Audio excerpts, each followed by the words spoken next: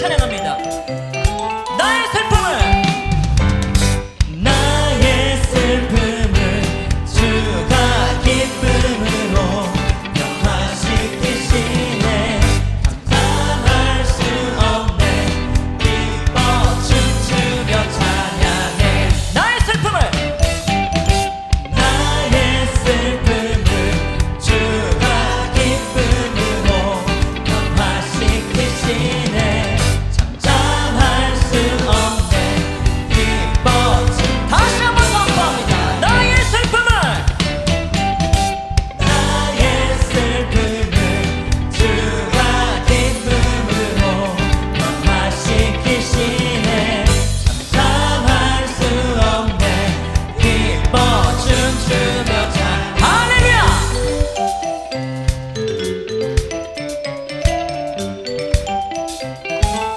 상처뿐인 내 영혼 위로해 주셨네. 고통 중에 있을 때 주님 평안 주셨네. 주 사랑 어둠이 기는 나는 느끼네. 주의 빛 비춰주시니 내 마음 기뻐 주 찬양. 나의 슬픔을 주가 기쁨으로 변화시키시네. 잠잠할 수 없네. 기뻐 춤추며 찬. 나의 슬픔을 주가 기쁨으로 변화시키시네. 잠잠할 수 없네. 기뻐 춤추며 찬양. 할렐루야. 우리 상처뿐인 내 영혼을 치유하실 주님을 찬양합니다. 상처뿐인 내 영혼 위로해 주셨네. 고통 중에 있을 때 주님 평안 주셨네. 주 사랑 어둠이 김을 나는 느끼네. 할렐루야. 주의 빛 비춰주시니 내 마음 기뻐 앞뒤로 선포합니다. 할렐루야.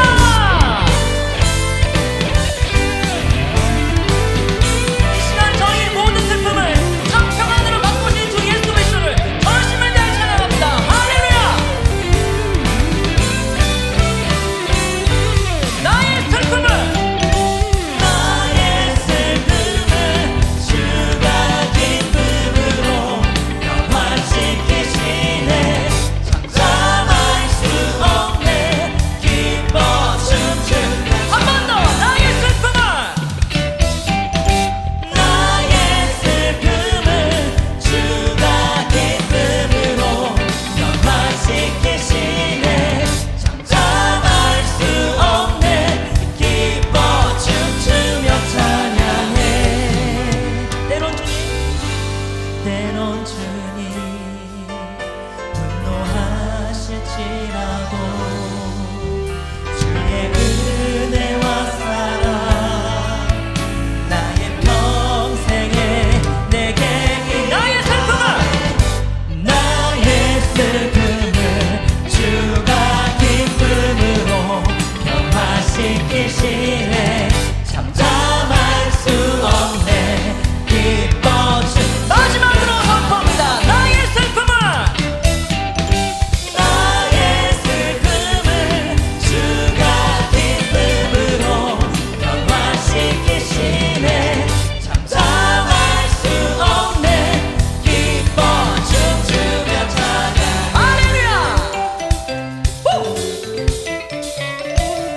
정말 이 시간 영광의 주님께 감사의 박수를 드립니다. 할렐루야. 네, 우리 시간 옆 사람께 다시 한번 인사해 보겠습니다. 당신과 함께 예배함이 영광입니다. 네, 우리 다 같이 자리에 앉아서 정말 주님께 영광의 찬양 드리시겠습니다.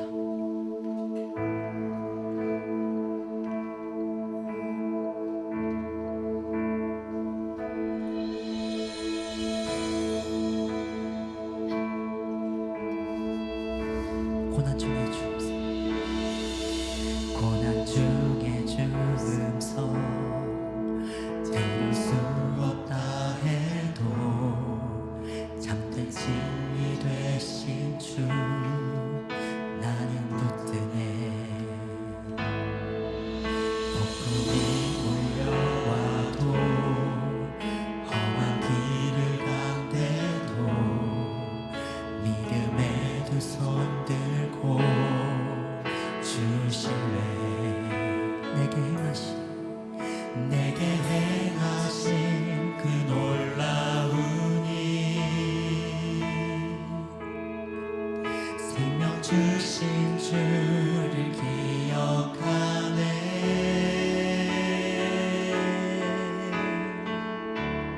그 사랑의 이름 그 사랑이 내려와 날 자유케 하셨네 영원히 나는 주님의 것 산과 골짜기에서 내 영혼 노래하네 영원히 나는 주님의 것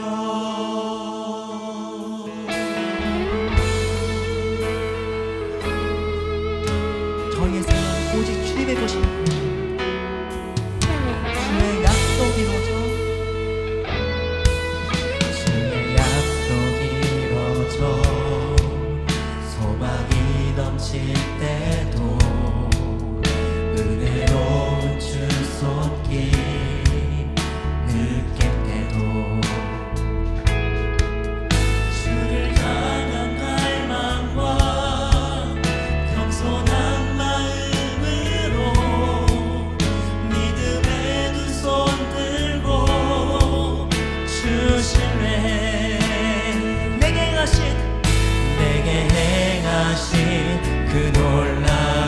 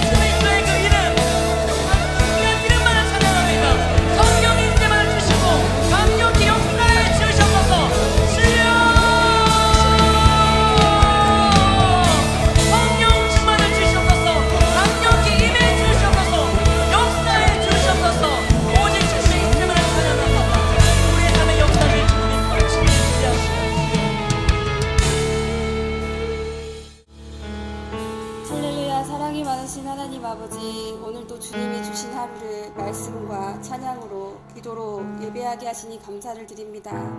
저에게 주어진 모든 것이 익숙하고 당연하여 일상의 감사를 잊고 지낼 때가 많은 것 같습니다. 주님께서 저희들의 삶에 개입하셔 친밀하고 세밀하게 인도하시며 도우시는 주님의 은혜를 날마다 깨닫게 하시옵소서. 하나도 거저되는 것이 없었음을 고백합니다. 저희들의 중심이 항상 주님을 향한 삶이 되기를 소망합니다. 저희들은 너무나 연약하고 나약하여 사소한 문제에도 넘어지고 쓰러져 아픈 상처만 바라보고 살아갑니다. 그동안 들어왔던 주님의 말씀이 가리워져 말씀이 생각나지 않고 우물 속에서 바라보는 좁은 하늘만이 전부인 마냥 빠져나오지 못한 채 흘려버린 시간들을 회개합니다.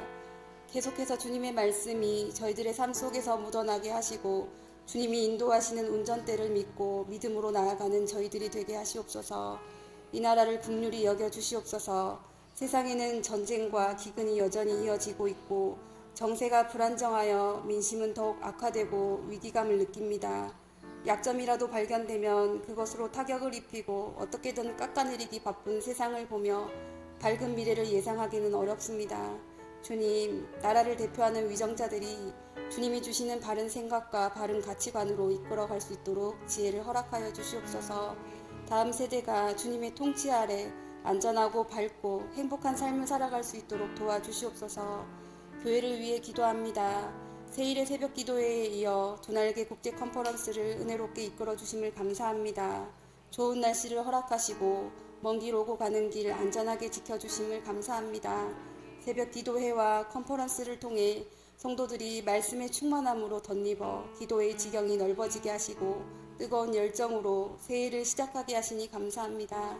이를 통해 올 한 해도 주님이 주시는 비전과 계획을 이루어 나가는 교회가 되게 하여 주시옵소서. 하나님의 영광을 체험하고 대구름 예배와 소그룹 모임이 균형을 이루어가는 건강한 교회, 주님의 부르심에 순종하여 1,500명의 셀리더가 세워지고 150명의 선교사를 파송하는 두날개로 날아오르는 건강한 예일교회가 되게 하시옵소서. 가을 사역이 마무리가 되고 잠깐의 사역의 쉼을 통해 더 높이 날아오르고 더 잘될 봄 사역을 기대하며 준비하게 하시니 감사합니다. 많은 성도들이 훈련과 사역에 동참하게 하시고 이를 통해 그리스도의 장성한 분량이 이르기까지 성장하고 성숙되어지게 하시옵소서.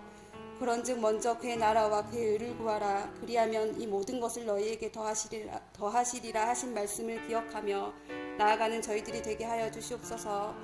주님이 주신 비전과 영혼을 사랑하는 마음을 가지고 필리핀에 나가 있는 박주한 선교사를 위해 기도합니다. 주님이 주신 비전을 더욱 선명하게 발견하게 하시고 언어의 축복을 허락하셔 소통하는 일에 어려움이 없게 하시고 현지 문화에 잘 적응하여 하는 사역마다 기름 부어 주셔서 열매 맺게 하시며 모든 일에 지혜를 허락하여 주시옵소서.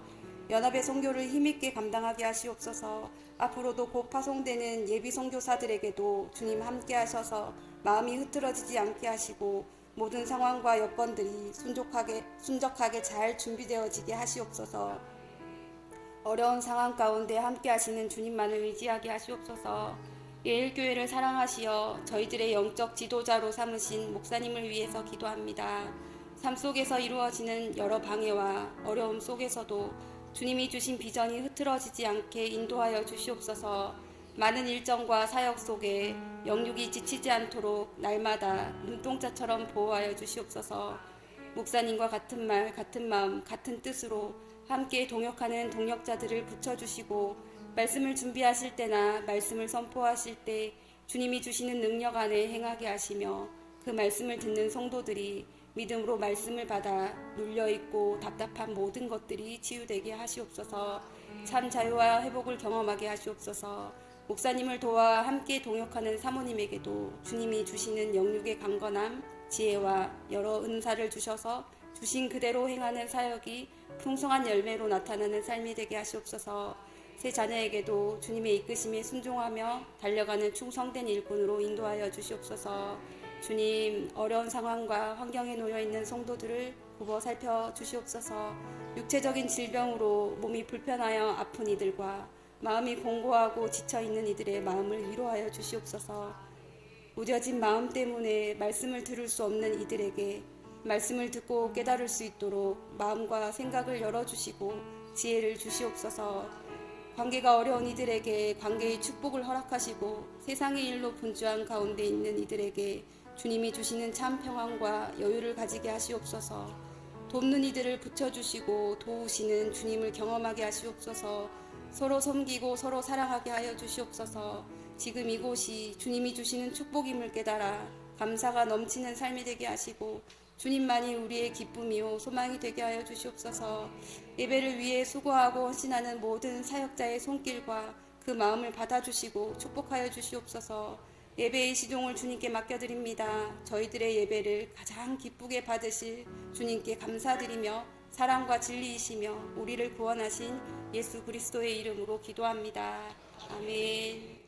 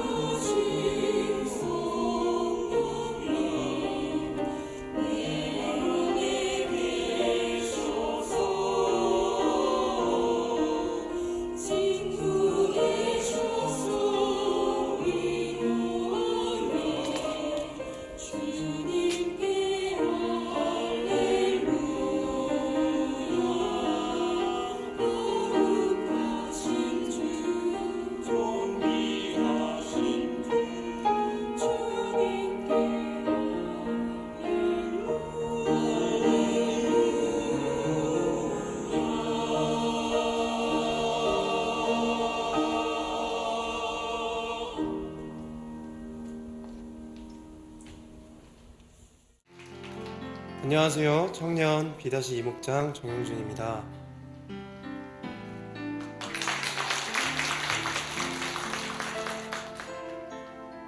저는 2023년 6월 필리핀으로 1년간 단기 선교사로 파송받아 사역하였고 2024년 6월 필리핀에서 귀국하게 되었습니다. 그리고 한 달 뒤인 7월 군대에 입대하게 되었습니다. 하나님께서는 선교의 시간 동안 저를 큐티와 기도, 순종훈련으로 연단시켜 주셨고 또한 아울리치 간의 스태프로 섬겨주시는 귀국 선교사님들의 입을 통해 선교가 마치자마자 가는 군대에서 행복모임을 열라는 도전을 주셨습니다. 그리고 하나님께서는 예배가 열리지 않는 곳에 저를 보내시고 복음이 갈급한 영혼들을 저에게 붙여주셔서 온전한 하나님의 은혜로 행복모임이 열리도록 해주셨습니다. 머리를 빡빡 깎고 걷는 법, 말하는 법부터 배우기 시작해서 내가 기억했던 모든 사람들이 다 떠나고 마지막 순간에 한마디 남긴 후 다시는 같은 공간에서 보지 못할 사람들을 떠나보내게 될 군대에서의 경험은 제게 있어서 100년짜리를 마치 1년 반짜리로 축소시켜 놓은 인생과 같았습니다. 그리고 저의 작은 인생이 마무리될 때쯤 하나님께서는 저에게 백지전도로 구원받은 10명의 영혼들과 꾸준히 행복모임을 참석하며 하나님의 복음을 듣고 그리스도인으로서 발걸음을 떼기 시작한 3명의 열매를 군생활 마지막에 보게 해주셨습니다. 할렐루야, 하나님이 하셨습니다. 그리고 저는 두 번째 선교를 마친 후 교회에 돌아오게 되었습니다. 하나님께서는 제가 제대하기 전부터 컨퍼런스에 대한 도전을 주셨습니다. 영적 공급이 너무나 부족하던 곳에서 하나님이 바늘구멍을 통해 주시는 샘물과 같은 은혜도 너무 감사했지만 폭포수와 같은 은혜의 자리가 너무도 그리웠습니다. 하나님께서는 감사하게도 제가 세일의 새벽기도부터 해서 컨퍼런스를 준비하게 하셨고 제가 제대하자마자 셀리더로 세워주시며 셀가족들을 사랑과 섬김으로 섬기게 하셨습니다. 지난 2년 반이라는 짧지 않은 시간 동안 하나님께서 저와 동행해 주시고 연단해 주시며 갈고 닦은 것들로 사역할 수 있고 달릴 수 있는 필드가 생긴 것이 너무 감사했습니다. 셀 역시도 이제 막 시작했지만 서로 사랑하고 서로 섬기고 축복의 말, 위로의 말, 격려의 말을 주고받는 모습이 너무 아름답고 감사했습니다. 그런데 이상하게도 전장을 떠나서 집으로 돌아온 저는 여러 영적 공급에도 불구하고 하루 은혜를 하루 까먹고 매일 토한 죄를 주워먹는 들깨와 같은 상태였습니다. 세일의 새벽 기도를 꾸준히 나와도 기도가 차고 은혜가 넘쳐 성령의 충만함으로 순종과 자기 헌신이 넘치는 것이 아니라 오히려 세상적인 일들에 대한 생각들과 자기 방어 기제로 똘똘 뭉쳐 부모님에게 틱틱거리는 자신을 발견하게 되었습니다. 저는 일중심적 사고와 사람에 대한 회의감들이 마음에 들어차 그리스도의 성품이 아닌 옛 죄인의 습성이 드러나는 삶을 살고 있었습니다. 하나님은 이런 저를 은혜의 현장인 컨퍼런스에 인도하셨습니다.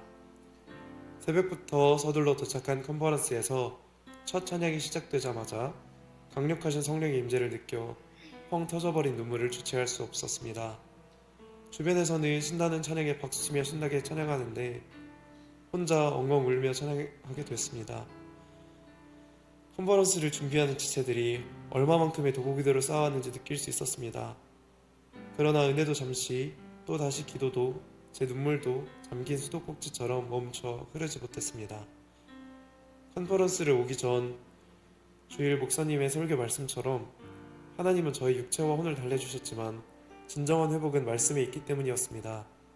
첫째 날 말씀은 성령은 엔진, 말씀은 나침반, 기도는 연료, 순종은 첫걸음이라는 말씀을 주셨습니다. 제가 한동안 새벽 기도니 출근이니 하면서 우선순위를 놓치고 있던 말씀에 대한 도전을 주셨습니다. 큐티에 대한 도전을 주셨습니다. 다음 날에는 줄 서는 시간 동안 집중이 흐트러져도 어떻게든 큐티를 했습니다. 하나님은 제게 딱 2가지 말씀하셨습니다. 첫째, 은혜 받으라. 둘째, 성령에 순종하라. 그리고 그날 서영련 사모님의 특강 시간이었습니다. 하나님께서는 서영련 사모님의 간증을 통해 저를 위로하셨습니다. 저는 목회자로 부르신 하나님께 순종하여 아직은 아무것도 아니지만 제게 주신 세계 비전이 예일교회를 분가하여 네트워크를 세워가는 목회자가 되는 것임을 주변에 분명히 밝히고 있습니다. 몇몇 불신자들은 응원해 주었지만 그들을 포함하여 대부분의 반응은 이렇습니다. 힘들겠다. 그 나이에 쉽지 않은 결정인데 부모님도 힘든 결정 내리셨네. 와 같은 말들이었습니다. 마치 돈의 가치가 최고이냐? 내 인생을 걱정하는 척 저주와도 같은 말들을 내뱉고 현재와 미래의 나의 가정이 마음고생할 거라는 반응 등 일색이었습니다. 이런 가치관들 속에서 저도 모르는 새 세상 사람들에게 물들어 먹고 살 것에 대해 걱정하게 되고 배우자에 대해서도 걱정하게 되었던 것입니다. 그러나 그날 딱 한마디에 성령님은 저의 영혼을 녹이셨습니다. 하나님은 십자가를 진 자의 영광을 원수의 목전에서 드러내신다. 자신이 경제적으로 부족할 거라 걱정했던 친구를 마트에서 만나 교회를 자랑하게 된 간증은 내 인생의 가치가 결국 하나님께 있음을 깨닫게 하셨습니다.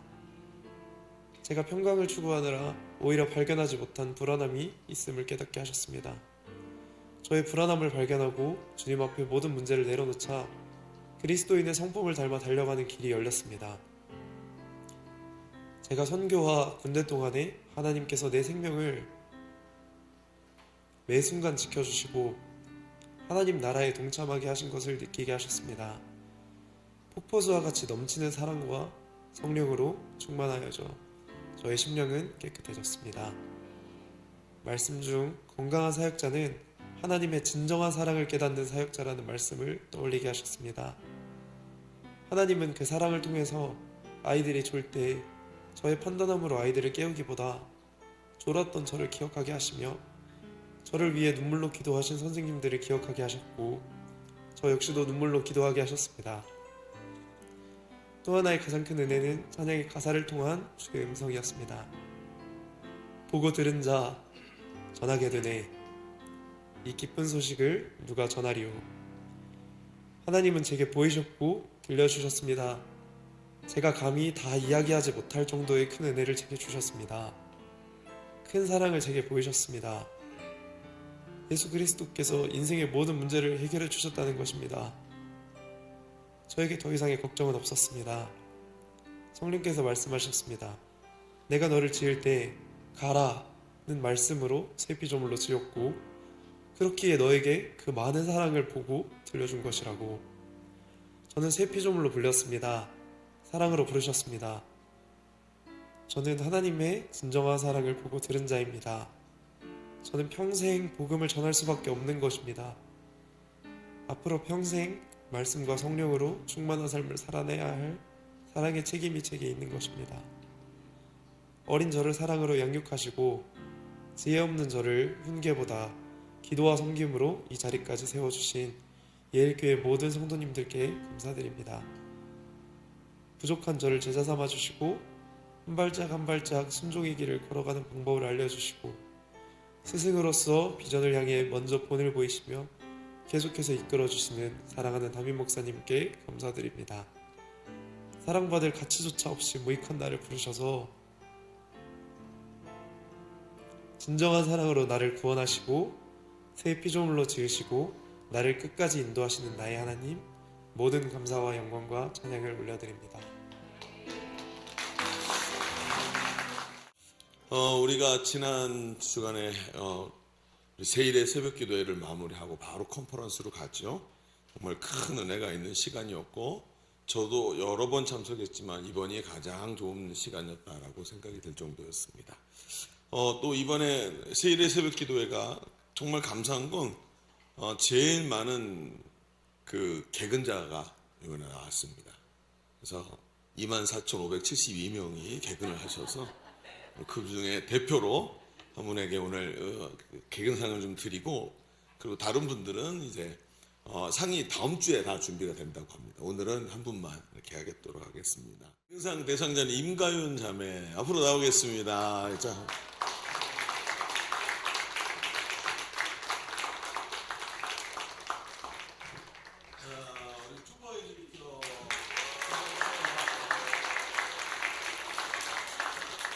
자, 우리 하나님 말씀을 같이 보도록 하겠습니다. 창세기 15장 1절로 5절 말씀입니다.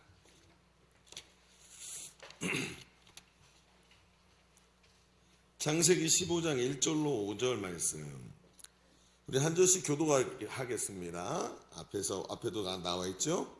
이후에 여호와의 말씀이 환상 중에 아브라함에게 임하여 이르시되 아브라함아 두려워하지 말라. 나는 내 방패요 너희 지극히 큰 상급이니라.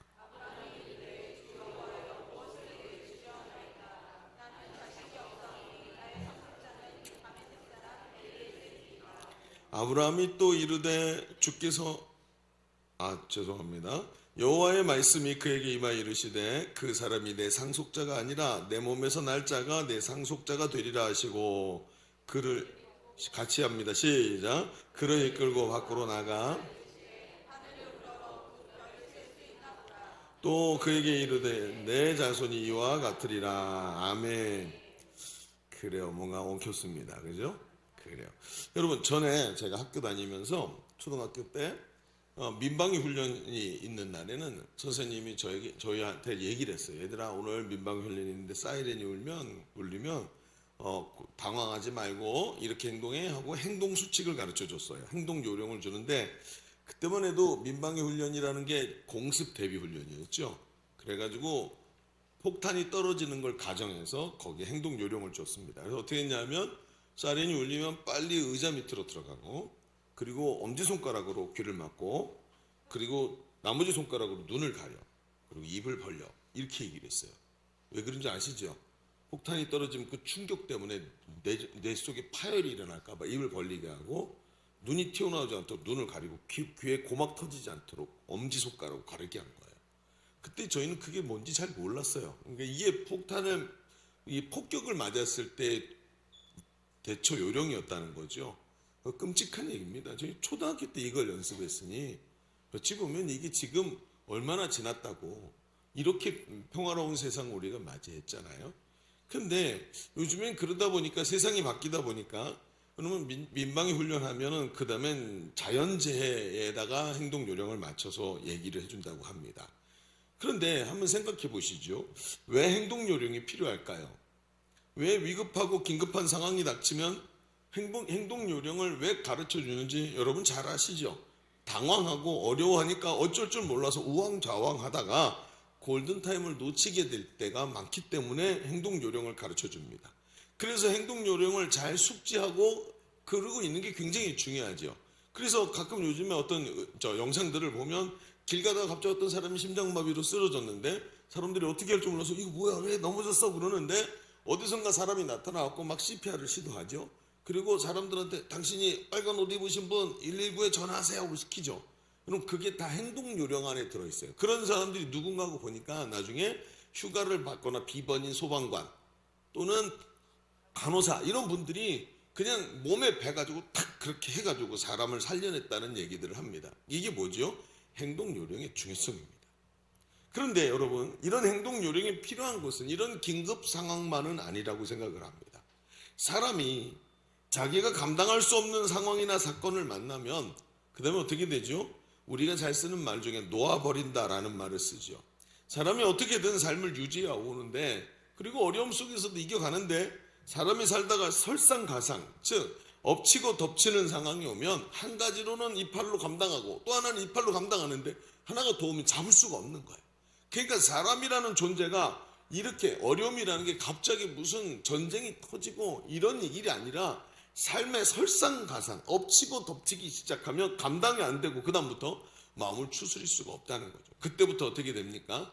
모든 것이 골든타임을 놓치기 시작합니다. 기회가 지나가고 그 위기 속에 들어있는 하나님의 뜻을 발견하지 못하더라는 것입니다. 이럴 때 정말 중요한 게 뭐죠? 행동 요령이 참 중요합니다.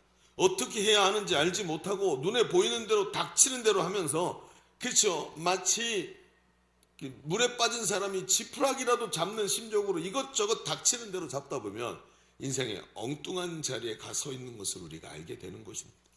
그래서 중요한 게 뭐냐면, 신앙생활을 하면서 내가 신앙에 어려움이 왔을 때 행동 요령을 잘 익혀놓는 것, 이것이 얼마나 중요한지를 우리는 그냥 알고 있다는 것이죠. 오늘 우리는 환난의 때를 만난 한 사람을 보려고 합니다. 그 사람이 누굽니까? 오늘 말씀에 나온 아브라함입니다. 아브라함은 설상가상의 순간을 맞이했어요. 그 내용이 무엇인지 뒤에 나오겠습니다만, 그러나 하나님은 이 환난을 당한 아브라함과 함께 하시면서 그를 더욱 강력하게 붙잡아 주시는 모습을 성경을 통해 봅니다. 우리는 환난의 때에 어떻게 하나님과 동행할 수 있을까요? 그 동행하는 그 환난 속에서의 행동 요령은 무엇일까요? 오늘 이 말씀을 통해서 환난 속에서도 하나님과 동행하며 승리하는 성도의 삶들이 오늘 우리 가운데 있으시기를 주님의 이름으로 축복합니다. 자, 우리 주보를 펴셔서 3면을 보시죠. 오늘 이 행동 요령에 대해서 얘기할 텐데, 제목은 환난을 이기는 능력이라는 주제를 정해놓고 두 가지 이야기를 해보십시다. 첫 번째 행동 요령은 이렇습니다.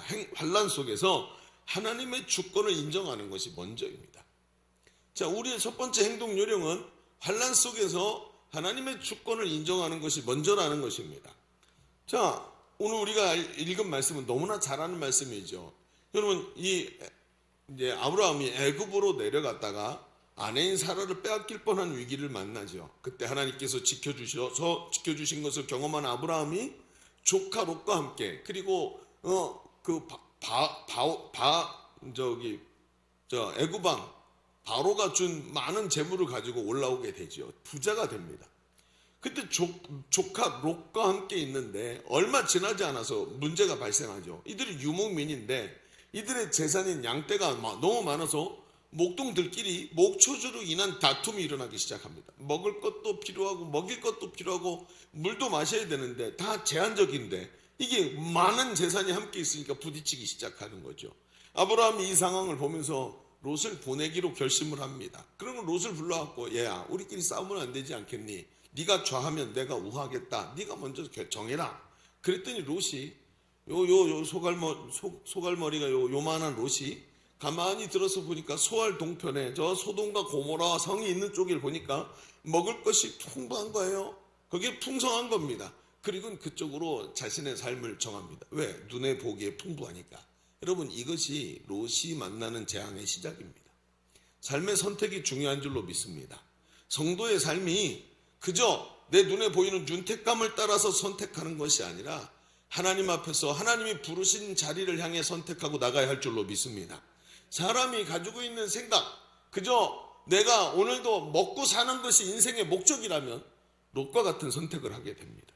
거기 하나님의 뜻이 있는지 없는지 보지 않고 그냥 눈에 보기에 풍성한 쪽, 풍부한 쪽, 돈과 내가 원하는 것이 있는 쪽을 향해 가죠. 그러나 성도는 그게 아닙니다. 하나님이 나를 어디로 인도하시는지를 보고 선택해야 할 줄로 믿습니다. 그렇습니다. 그러고 나서 얼마 지나지 않아서 이 소식이 들려옵니다. 그돌라오멜 연합군이 이 소돔과 고모라를 쳐서 약탈을 합니다.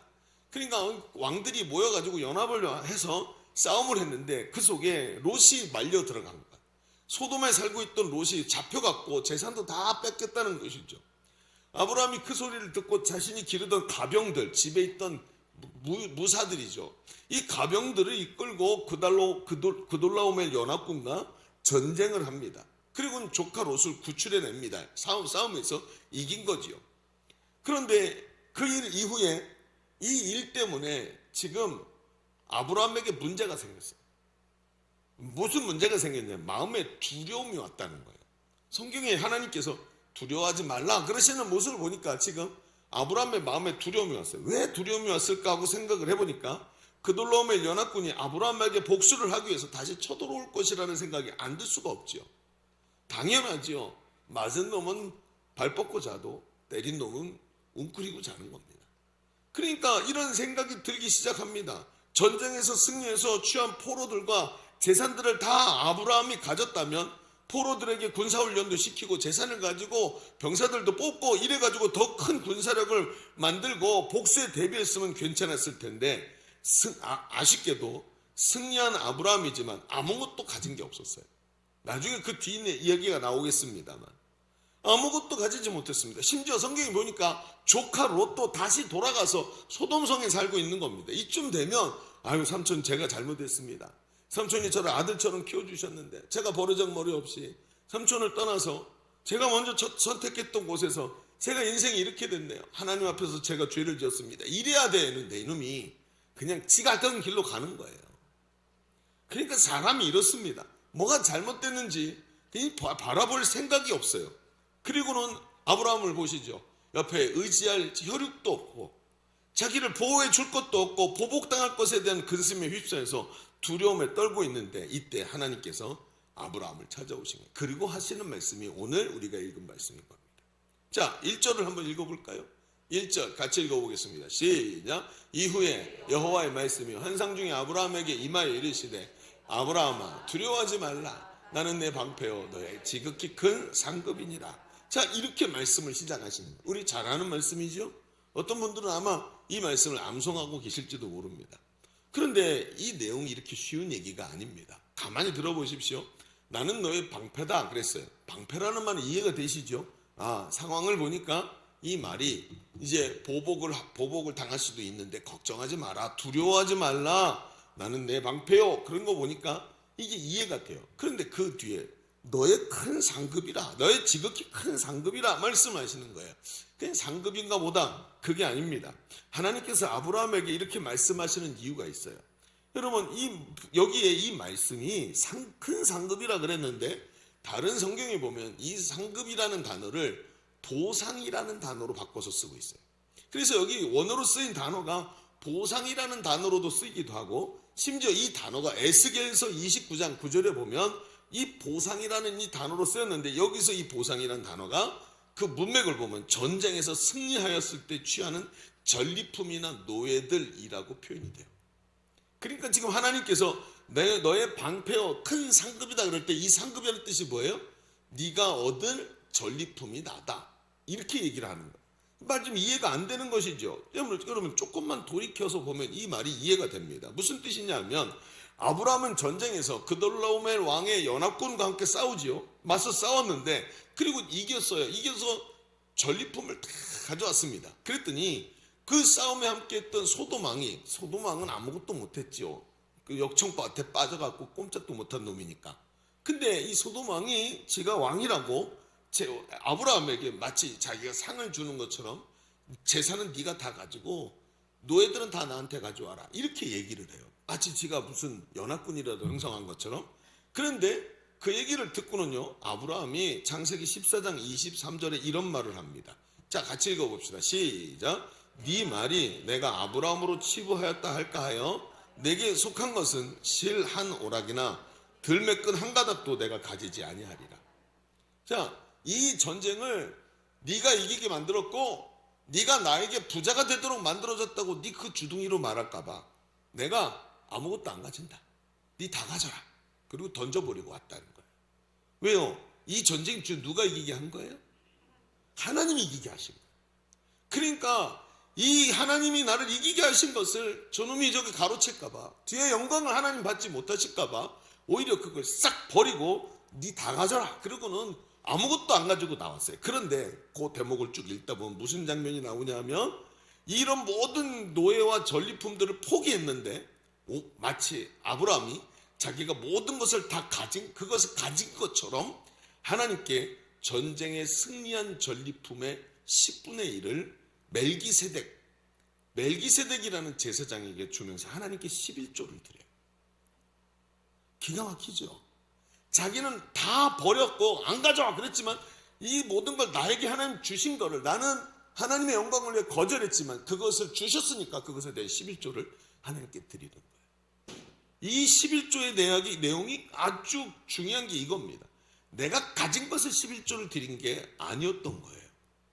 아브라함은 승리하여 얻은 전리품을 모두 소돔 왕에게 돌려주었으나 그것을 다 얻은 것으로, 하나님이 주신 것으로 여기고 11조를 드린 것은 승리를 주신 하나님께 감사와 영광을 올려드리고 이 모든 이 일의 주권, 주인 되시는 권한이 하나님께 있다는 것을 딱 인정한 이런 행동이었던 것입니다. 하나님은 말입니다, 아브라함의 이 마음을 귀하게 보셨습니다. 하나님께 진정으로 영광을 올려드리는 아브라함의 예배를 받으셨습니다. 하나님은 모든 것을 얻었으나 하나님을 위하여 얻은 것을 잃은 아브라함에게 내가 친히 너의 보상이 되주겠다, 내가 너의 전리품이 되주겠다. 이제 이해가 되시죠? 왜 전리품이라는 단어를 쓰셨는지.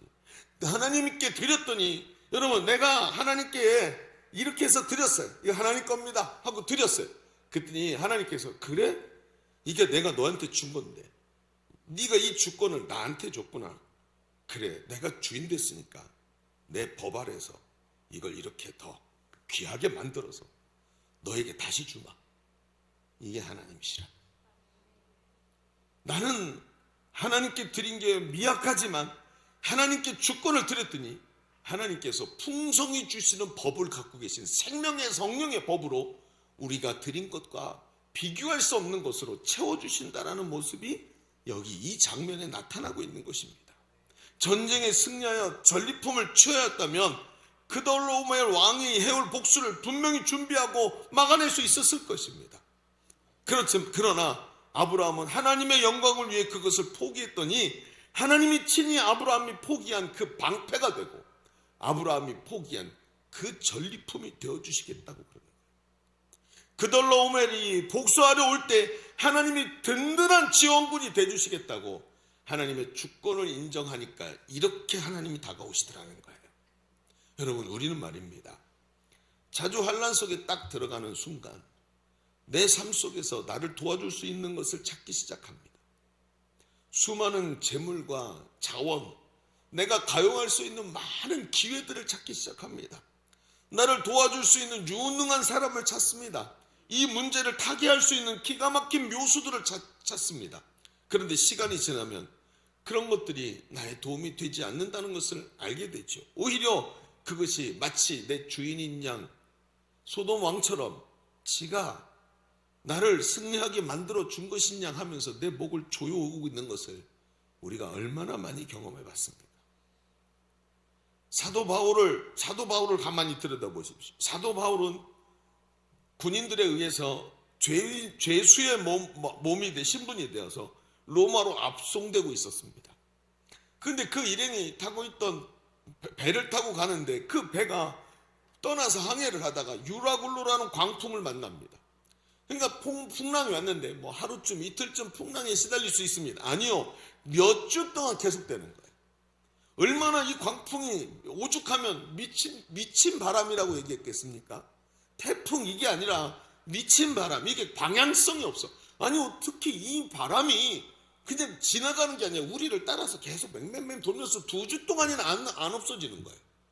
그리고 마치 그 바람 안에 우리를 가둬놓은 것처럼 그러는 거죠. 얼마나 기가 막힌지 나중에는 말입니다, 몇 주 동안 시달리다가 그 배에 실어놨던 고가의 수화물도 버리고 심지어 배를 움직이게 하는 기구들도 다 갖다 버리고 살 소망이 다 끊어진 상태가 됩니다. 그 배 안에선 유능한 군인도 한낱 목숨을 구걸하는 자가 되고 바다에서 잔뼈가 굵은 노련한 선원과 항해사도 모두 도움이 되지 않는 희망을 완전히 버릴 수밖에 없는 순간에 딱 처하게 되는 겁니다. 2주 동안 광풍이 불어닥치니 엎친 데 덮치고 설상가상 어떻게 살아납니까? 그런데 거기에 죄수의 신분으로 묶여있던 바울이 그 흔들림 속에서 널브러져 갖고 희망을 포기한 사람들 앞에 떡 섭니다. 그리고 말을 합니다. 사도행전 27장 23절에 이렇게 말합니다. 내가 속한 바, 나의 주인 대신 내가 섬기는 하나님의 사자가 어젯밤 내 곁에 서서 말하되, 나의 주인, 내가 속한 바, 나의 주권을 가지신 하나님이 보낸 사자가 어젯밤 내 옆에 가까이 서서 내 어깨도 손을 딱 얹고 말하되, 24절, 바울아 두려워하지 말라. 너 사명이 있지. 네가 가이사 앞에 가서 로마 황제 앞에 서야 하겠고, 또 하나님께서 너와 함께하는 그 항해하는 자들을 다 너에게 주셨다 하셨으니, 그러므로 여러분이요, 안심하라. 나는 내게 말씀하신 그대로 되리라고 하나님을 믿노라. 할렐루야. 그는 죄수가 아니라 마치 왕 같은 모습, 마치 제사장과 같은 모습으로 그 앞에 딱 서 있습니다. 지금 그가 다른 사람들과 다른 게 뭐죠? 그는 광풍 속에서 하나님의 주권을 확신했습니다. 하나님이 지금 이 어려운 바람 속에서도 도무지 해결될 것 같지 않은 엎친 데 덮친 설상가상 속에서 천지의 주인이신 하나님이 내게 주시기로 약속했다. 하나님의 주권을 철저하게 인정하기 시작합니다. 환난 속에서 하나님의 주권을 인정하는 것이 이렇게 중요한 것입니다. 여러분, 하나님이 주인이시라고 인정하는 행위가 하나님께 모든 주권을 드리게 하고 그 주권을 가진 하나님께서 그 법으로 통치하시고 승리를 주시는 줄로 믿습니다. 이것입니다. 여러분, 우리가 자꾸 놓치는 게 뭐지요? 환난이 다가오면 수많은 방법들을 찾으면서 하나님의 주권을 놔버립니다. 그 증거가 뭔지 아십니까? 환난이 찾아왔는데 기도의 자리에서 떠나. 심령이 어려운데 기도가 아니라 나 상처받았어요 그러면서 교회에서 나타나지를 않는 거예요. 하나님이 주인이십니다. 이게 첫 번째가 돼야 돼요. 하나님 어떻게 할까요? 살아도 주의 것, 죽어도 주의 것인데 하나님께 내 인생의 주권을 다 드렸는데 왜 어려움이 오면 내가 주인인 척 그렇게 서 있을까요? 아닙니다. 하나님이 하셔야 될 줄로 믿습니다. 이게 행동 요령입니다. 평상시부터 듣고 또 듣고 연습하고 해보고 엎드려 보고 고개 숙여 보고 하면서 자꾸 연습을 해야 진짜 위기가 왔을 때 이런 행동이 나오는 거예요. 그게 뭡니까? 말씀과 기도 아닙니까? 말씀과 기도. 앞에 우리 지금 아멘 혼자 한 우리 정용준이가 얼마나 은혜를 많이 받아서 혼자 해 아멘을. 이 많은 사람 중에 앞에 우리 정용준 형제가 간증하면서 한 얘기가 뭐예요? 감정 갖고 하는 게 아니구나. 그때 은혜 받고 그때 잘 되는 것 같지만 그게 아니라 중심에 말씀과 기도로 하나님과 깊은 교제가 일어나야 가장 위기가 왔을 때 하나님 주인이십니다 하고 두 손 내밀어 드릴 수 있는 것입니다. 그래서 바울이 그 일을 할 수 있었고, 어젯밤에 내가 기도할 때 그 말 아닙니까? 어젯밤에 하나님의 사자가 내 어깨에 손을 딱 얹고 걱정하지 마라. 너 사명이 있어서 안 죽는다. 오히려 저를 잘난 척하는 저 군인들 다 네 손에 주마. 네가 저 사람들의 주인이다. 이렇게 말씀하시더래요. 기가 막힌 겁니다. 여러분, 하나님을 사랑하고 하나님의 자녀된 성도는 이 정도 담력이 있어야 할 줄로 믿습니다. 그게 뭐죠?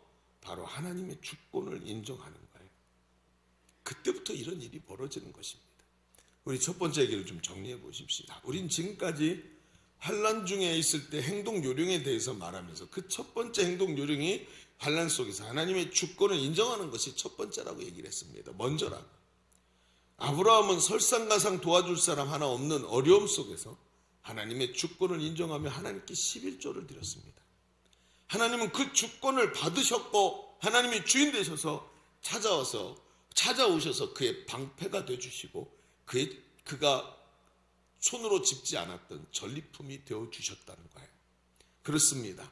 사방으로 우겨싸서 고통당할 때 우왕좌왕하면서 나를 도와주는 사람을 찾는 것이 아니라 오히려 그것에 목매이게 되는 것이 아니라 하나님의 주권을 인정하고 하나님의 도우심을 구하십시오.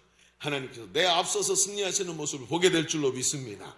자, 그런데 이 말씀은 우리에게 한 가지 문제를 제시합니다. 어떤 문제를 제시하냐? 분명히 하나님께서 든든한 방패가 되어주시겠다고 말씀하시고 하나님께서 전리품이 되어주겠다고 딱 하나님께서 이렇게 마치 뒤에서 배경음악이 멋있게 쫙 퍼지는 것 같이 이렇게 멋진 대사가 딱 나오는 순간에 아브라함이 아주 찬물을 끼얹는 이야기를 한마디 합니다. 뭐라 그러냐? 2절을 보십시다.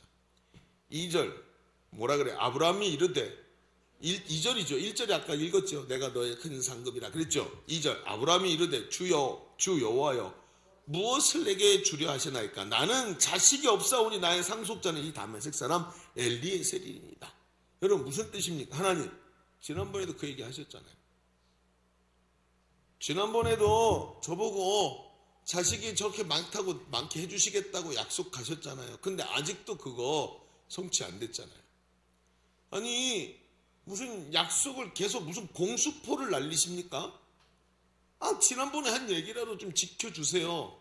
갑자기 뒤에서 배경음악이 쫙 그러다 뚝 끊어졌어. 띠리리리리리 이런 소리 느낌이 나는 거예요. 아니 이게 무슨 소린가? 응? 하나님이 큰 능력이 되고 지원군이 돼주시고 큰 민족을 이루어 주시겠다고 하신 약속은 고사하고 자기 뒤를 이을 후사 아들조차 아직 없고 조카 롯도 하나님이 쫓아보내셨어요. 그러니 현실에 대해서 아브라함이 말하는 거예요. 맞아요. 하나님 믿음으로 보면 하나님 말씀이 믿음으로 보면 알겠지만 현실의 기도 응답이 될 기미도 안 보이고 우리 아내는 지금 나이가 지금 몇 살인데요. 아기를 어떻게 낳습니까? 지금 이게 말이 됩니까? 이런 얘기가 되는 거예요. 하나님의 말씀은 너무 묘연해 보입니다. 저는 그 말씀은 마음으로는 알겠는데 못 받아들이겠어요. 이런 뜻이에요. 그래서 오늘 우리가 이 말씀에서 우리의 현실과 직시해야 되는 거예요. 우리의 믿음의 현실. 현상, 눈앞에 보이는 현상적으로 하나님의 뜻이 너무 멀리 보이는 거예요. 자, 두 번째 얘기를 그래서 해봅시다. 두 번째 행동 요령이 있습니다. 그게 뭐냐면 현상보다 더 중요한 것은 주인의 약속을 믿는 겁니다 라는 얘기예요. 무슨 얘기냐? 그냥 봐도 알겠어요. 그렇죠? 얘기를 좀 들어보십시오. 자, 하나님께서 분명히 이 이야기를 하시면서 하나님께서 반드시 책임지고 이 약속을 이루어 주시겠다고 약속을 하는 거예요. 또 그러면서 하나님께서 아브라함에게 밤하늘을 보여주시면서 얘야, 저 밤하늘에 셀 수 없는 수많은 별들을 봐라. 셀 수 있겠니? 아니요. 내가 네 자손을 저렇게 많게 해주겠다. 그렇게 얘기하는 거 아니에요? 그때 아브라함이 하나님께서 약속하신 이 약속이 속히 이루어지기를 간절히 바라는 마음으로 하나님 그 약속을 어떻게 제가 알 수 있죠? 다른 말로 그걸 어떻게 믿어요? 제가 믿을 수 있게 뭘 좀 보여주세요. 이런 얘기를 하는 겁니다. 그러니까 지금 아브라함과 하나님의 대화는 굉장히 투쟁적인 거예요. 하나님께서 아브라함을 보면서 이 싸가지 없는 놈 이렇게 말하지 않고 하나하나 계속 말씀을 해주시는 거예요. 이해할 수 있도록. 하나님은 그때 아브라함 때나 우리 때나 똑같죠.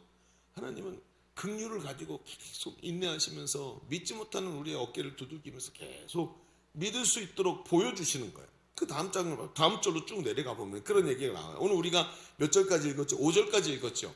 그건 5절까지죠? 예. 그 위에 15절이라고 써놔. 예. 그래서 쭉 맞네. 뒤에까지 보니까. 자, 그런데 그 뒤에 9절에 보면 9절부터 말씀이 쭉 나오는데 하나님께서 그 얘기를 그래? 그럼 내가 보여줄게. 그러면서 아브라함에게 암소와 수양의 새끼를 잡으라고 말씀하십니다. 그리고 아브라함이 암소와 수양의 새끼를 쪼개서 가져와요. 반을 탁 잘라서 갖고 옵니다. 그러면서 이 짐승의 사체를 양쪽으로 벌려놔요. 이런 장면이 똑같은 장면이 예레미야서 34장 18절에도 나옵니다. 이게 무슨 뜻이냐면 마치 우리가 어린아이들이 내일 우리 이렇게 하자. 그래 우리 약속. 그럴 때 어떻게 하죠? 새끼손가락을 딱 거는. 우리는 그냥 약속 그럼 무조건 새끼손가락이죠. 이것도 부족하다. 그럼 어떻게 하죠? 엄지손가락으로 도장을 딱 찍어요. 그렇죠? 이게 기본 아닙니까? 우리 한국 사람들은 약속하고 손 도장 딱 찍고. 그렇죠? 해볼까요? 표정을 그렇게 하고 있으니까 자꾸 하고 싶잖아요. 자꾸 시키도록만. 그래서 이것과 똑같이 아이들이 약속을 할 때 새끼손가락 거는 모습처럼 고대 근동 사람들은 약속 그러면 그 약속의 행위가 뭐냐면 바로 고기를 잡아서 쪼개서 옆으로 늘어놓고 그 사이를 같이 어떻게 해요? 약속하는 두 당사자가 그 사이를 지나가면서 약속을 하는 거예요. 이게 약속의 방법이에요. 아주 맹약, 특히 목숨을 걸 정도의 맹약을 할 때 이렇게 합니다. 그래서 예레미야서에도 보면 하나님께서 이스라엘 백성이 하나님과 맺은 이 피의 언약을 파기한 것 때문에 하나님께서 이 짐승들이 둘로 쪼개져 죽임 당한 것처럼 그 대가를 치르게 하겠다라고 말씀하시는데 그게 뭐예요? 그래서 멸망이 오는 겁니다. 여러분 당시 쪼개진 고기 사이로 언약을 맺는 당사자끼리 지나가는 것은 약속을 파기한 사람이 이 고기들처럼 반으로 쪼개져 죽음으로 대가를 치러야 된다는 의미를 갖고 있는 거예요. 그럼 무서운 얘기인 거지요. 그래서 언약이라는 말의 히브리어 뜻이 뭐냐면 언약이라는 뜻이 바로 쪼개다라는 뜻입니다. 우리는 언약이 뭐예요? 계약이라는 거죠. 말로 한 계약이라는 뜻인데 히브리어로 하면 언약이라는 뜻은 쪼개다라는 뜻을 갖고 있어요. 그것을 파기하면 죽음으로 갚아야 된다는 뜻입니다. 그런데 놀라운 것은 오늘 본문에 하나님이 이 약속 의식을 통해 아브라함과 언약을 맺으시라고 하는 거예요. 하나님은 쪼개진 고기를 앞에 양쪽으로 벌려두고 성경에 보니까 횃불로 나타나셔서 아브라함과 함께 나란히 거기 서십니다. 언약을 맺는 당사자가 함께 그 사이를 지나가야 되니까요. 그런데 그때 깜짝 놀랄 일이 벌어집니다. 창세기 15장 17절에 이렇게 말해요. 17절 같이 읽어볼까요? 시작. 해가 져서 어두울 때 연기나는 화로가 보이며 타는 횃불이 쪼갠 고기 사이로 지나가. 자, 쪼갠 고기 사이로 누가 지나가야 돼요? 아브라함과 하나님 함께 지나가야 되죠. 약속을 하는 거니까. 그런데 누가 지나가고 있어요? 하나님만 지나가시는. 그럼 아브라함 뭐하고 있었나? 성경을 읽어보면 하나님이 깊이 잠들게 하셨어요. 그리고는 환상으로 이걸 보게 만드시고 하나님이 아브라함을 그냥 두시는 거예요. 아니 왜 이렇게 하시지? 아니 왜 이렇게 하나님만 왜 이렇게 모든 책임을 지금 하나님 다 떠안고 계시는 거예요. 아니 그 두 사람이 지나가야 언약의 두 사람이 서로 맹약을 하고 약속을 만드는 거 아닙니까? 그런데 언약을 맺기 위해서 하나님 혼자 가시고 하나님께서 죽음을 무릅쓰고 반드시 이걸 내가 이루겠다라고 말씀하는 거예요. 왜 그랬을까요? 하나님은 아브라함에게 약속하신 하늘에 셀 수 없는 별처럼 많은 자손을 주시겠다고 말씀하십니다. 하나님은 반드시 아브라함에게 상급이 되어주시겠다고 약속합니다. 그런데 왜 혼자 책임을 지시냐고요? 왠지 아십니까? 여러분 생각해 보십시오. 아브라함은 하나님께서 사라와 둘에게 약속을 해주셨어요. 내가 너희에게 이 부부가 하나님의 언약을 함께 맺었어요. 그래서 많은 후사를 주고 자식을 주겠다 그랬단 말입니다. 그런데 하나님의 언약 당사자가 자기의 목숨을 구하고자 자기 아내를 2번이나 다른 남자에게 내어준 놈이 이놈입니다. 누구요? 아브라함. 애굽왕 바로에게 자기 아내를 뭐라고 얘기해요?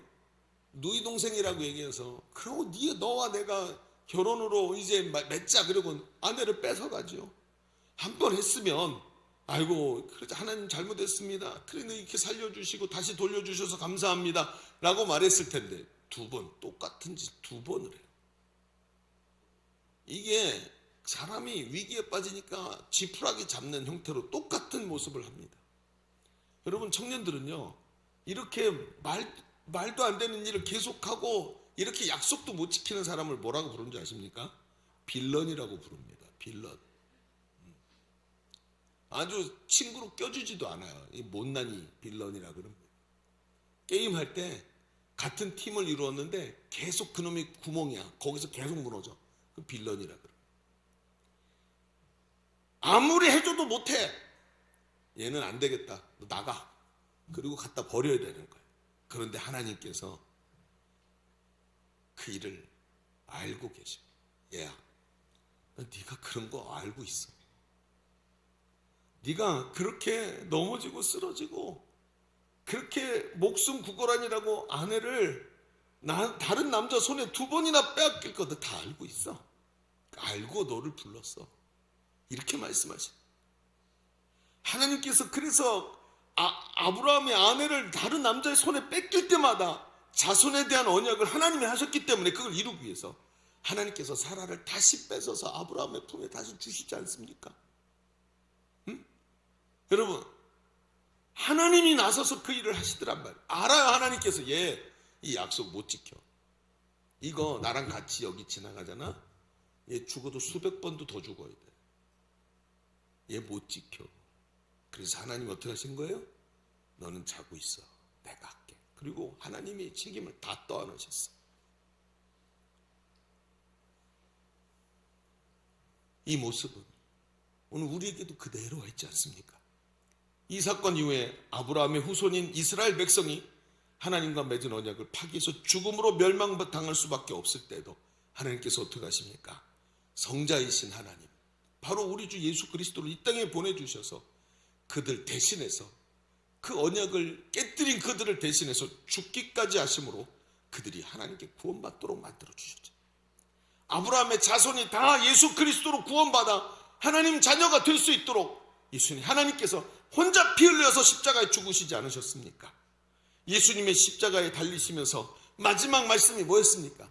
예수님의 십자가에서 마지막 한마디가 뭐였죠? 다 이루었도다. 다 이루었다. 하나님께서 예수님께서 십자가에 달리시면서 하나님께서 아브라함에게 하신 그 언약, 약속, 혼자 그 길을 가셔서 자기 혼자 모든 대가를 다 지불하시고 아브라함에게 그 은혜와 축복을, 약속을 지키시는 그 일을 내가 지금 다 이루었다 말씀하시지 않습니까? 그리고 예수님을 믿는 자마다, 그 이름을 부르는 자마다 모두 아브라함의 자손이 되도록 만드시면서 십자가에서 사망 권세를 깨뜨리시고 예수님이 승리하심으로 두려워하던 우리가 오히려 상급을 주님께 받게 되고 악한 마귀에게 사로잡혔던 우리가 승리하신 예수님과 함께 승리하는 존재가 되도록 우리 주님이 만들어주신 줄로 믿습니다. 이 약속이 오늘 우리가 붙잡아야 될 가장 확실한 증거라는 것입니다. 여러분 얼마 전에 우리가 말씀 나누면서 얘기하지 않았습니까? 영원 속에 계시는 하나님과 시간과 공간에 사로잡혀서 육신 안에서 맨날 아파서 골골하는 인생과 존재의 격차를 극복하기 위해서 꼭 필요한 것이 믿음이라고. 하나님은 다 이루신 일이지만 하나님께서 이루어 놓으신 그 길을 가기 위해서는 시간이라는 길을 차곡차곡 쌓아가야 되는 우리에게 하나님이 주신 것이 믿음이라고. 믿음으로 저 십자가를 바라볼 때마다 오늘 우리가 이 환난 속에서 하나님이 주신 약속을 꼭 붙잡고 하나님 앞에서 이기는 능력으로 무장하게 되는 줄로 믿습니다. 이겁니다. 환난을 이기는 능력. 나를 위해 자기 아들까지 십자가에서 피 흘리기까지 내어주신 분이 나에게 거짓말을 하시겠는가? 나를 위해 하지 못하실 일이 무엇이겠는가? 그거 한마디면 이 모든 문제들이 다 해결되는 것입니다. 십자가, 그 십자가가 바로 그 약속의 증표입니다. 오늘 우리가 믿음으로 확실히 붙잡아야 될 것이 바로 저 십자가입니다. 마치 이몽룡이 춘향에게 준 놀이기처럼 저 십자가를 주님 오시는 그날까지 강력하게 붙잡고 약속의 증표로 오늘도 달려가는 것이 아닙니까? 최후 승리를 얻기까지 주의 십자가 사랑하리. 빛난 멸류관 받기까지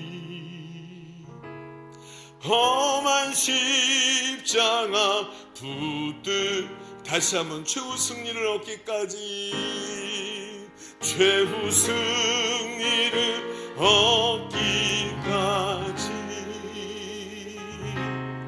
주의 십자가 사랑하리.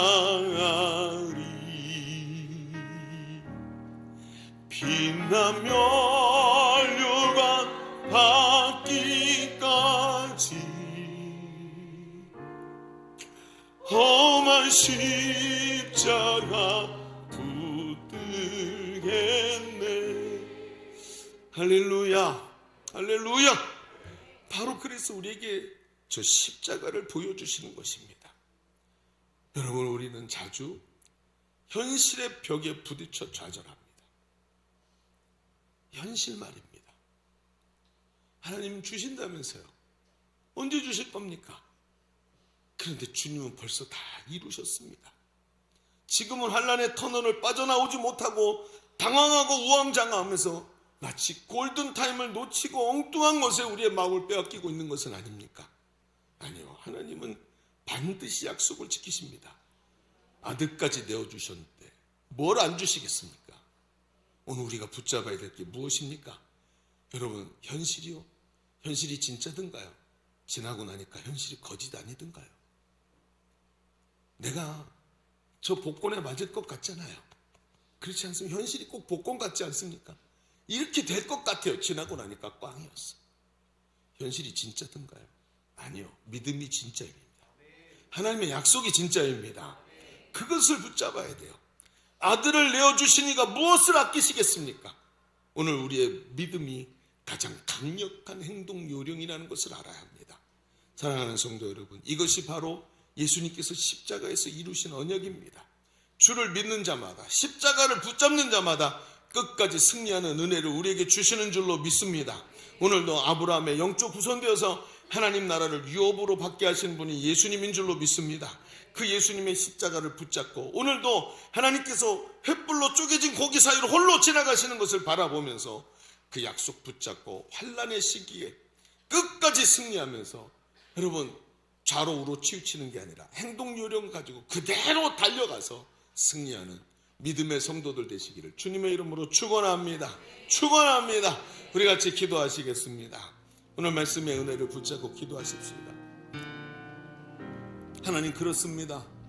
오늘 나는 환난 속에서 자꾸 현실만 바라보다가 지푸라기를 짚고 또 환난 속으로 고꾸라져 떨어지는 것을 수도 없이 했습니다. 그런데 또 지푸라기 잡으려고 현실만 바라보는 나의 모습, 하나님 오늘 주신 이 행동 요령 꽉 붙잡고 오늘도 믿음으로 승리하는 우리가 되게 하여 주옵소서. 오늘 말씀의 은혜를 붙잡고 주님 한번 외치고 기도합니다. 주여, 할렐루야, 할렐루야.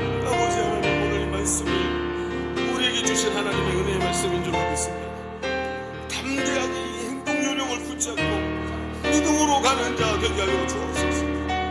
아버지 하나님, 절체절명의 순간에 지푸라기를 붙잡는 자가 아니라 하나님의 주권을 인정하고 오늘 하나님의 약속의 주인이신 것을 확신하면서 오늘도 담대히 달려나가게 하여 주옵소서. 오 할렐루야. 주님, 나를 향한 주님의 의지가 분명하신 줄로 믿습니다. 연약한 자여 믿음으로 주님 앞에 서라. 약속하신 주님을 믿으라. 주님의 약속이 십자가를 붙잡으라. 연약한 자여, 십자가의 약속을 붙잡으라. 연약한 자여, 십자가의 약속을 붙잡으라.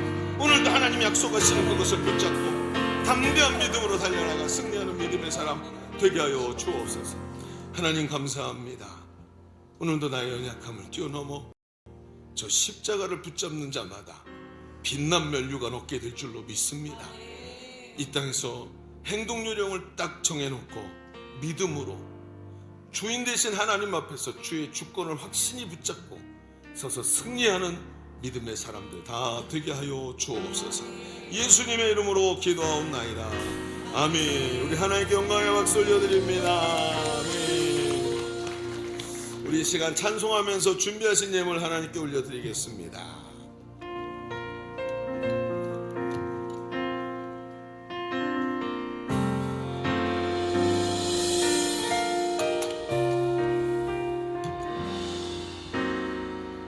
우리에겐 소원이 하나 있네. 우리에겐 소원이 하나 있네. 주님 다시 오실 그날까지 우리 가슴에 새긴 주의 십자가 사랑 나의 교회를 사랑케 하네. 주의 교회를 향한 우리 마음 희생과 포기와 가난과 고난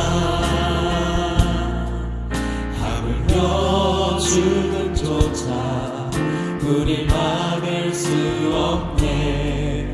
우리 교회는 이 땅에 교회를 교회되게 예배를 예배되게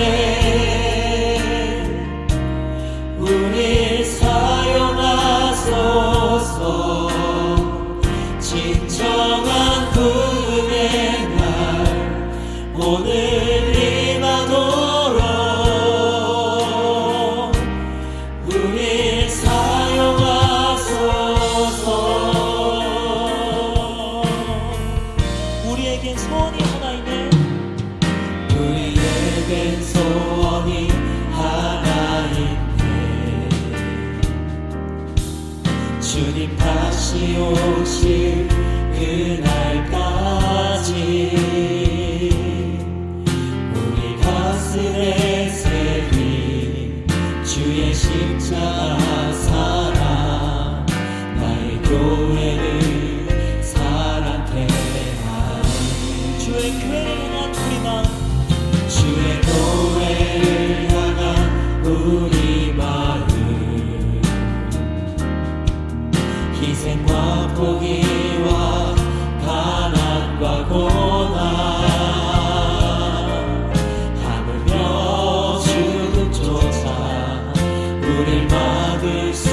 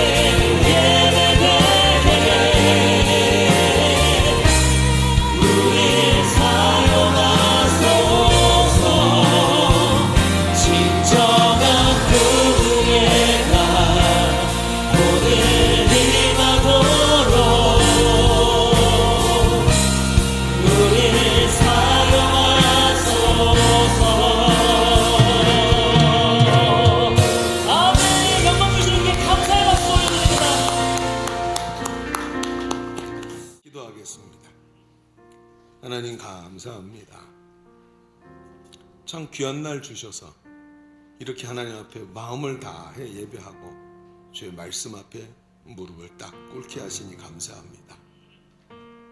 하나님 피해 나갈 데가 없습니다. 하나님 말씀이 옳습니다.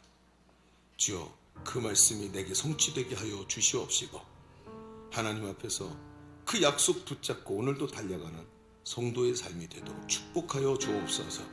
오늘도 하나님 앞에 예배하면서 마음과 정성을 다해 구별한 예물을 주님 앞에 올려드립니다. 사람의 것으로 드린 게 아니라 중심을 다해서 하나님 앞에 세상 것이 아니라 하나님께 우리의 영으로 준비한 예물을 올려드렸사오니 하나님 우리의 예물을 받아 주옵소서. 주님을 사랑하는 마음 받아 주옵소서. 내 삶의 주권을 모두 담아 왕 대신 하나님께 올려드렸사오니 주님 예물을 받으시고 나의 삶의 주인 되셔서 주의 법으로 다스려 주옵소서. 주의 뜻이 성취되게 하여 주옵소서. 하나님 나라가 이루어지는 나의 삶이 되게 하여 주옵소서. 하나님 한 주간의 삶도 주님 동행하여 주시옵시고 그 손길들이 복을 받아서 부족함 없이 채우시는 하나님의 은혜를 누리며 승리하는 한 주간 되도록 손길을 축복하여 주옵소서. 하나님께서 함께 하시는 한 주간 되도록 주께서 성령으로 역사하시기를 간절히 원하오며 이제는 우리 구주 예수 그리스도의 은혜와 아버지 하나님의 지극하신 사랑하심과 성령님이 내주하시며 교통하시는 은혜가 오늘 모여 예배하는 모든 성도들 머리머리 위에 우리의 삶의 현장과 주의 몸된 교회 위에 지금도 신음하는 이 나라 이 민족 위에 이제로부터 영원토록 함께 계실지어다. 아멘.